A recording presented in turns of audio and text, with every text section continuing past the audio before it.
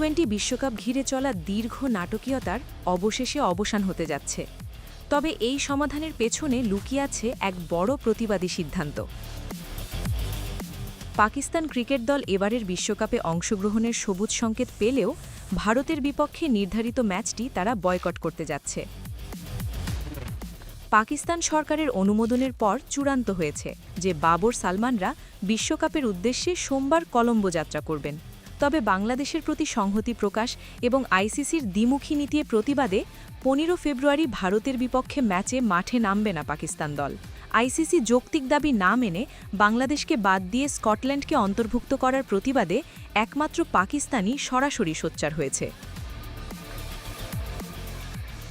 পাকিস্তানের ম্যাচগুলো কলম্বোতেই অনুষ্ঠিত হবে। 7 ফেব্রুয়ারি নেদারল্যান্ড এবং 10 ফেব্রুয়ারি যুক্তরাষ্ট্রের বিপক্ষে মাঠে নামবে মেন ইন গ্রিনরা।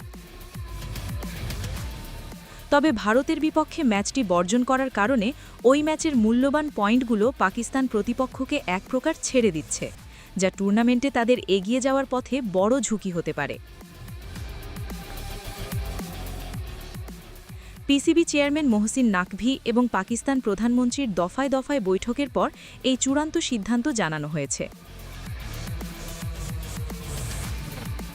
পিসিবির জার্সি উন্মোচন স্থগিত রাখা থেকে শুরু করে ভারতের বিপক্ষে ম্যাচ বয়কট, সব মিলিয়ে ক্রিকেট বিশ্বে এক অস্থির সময় পার হচ্ছে।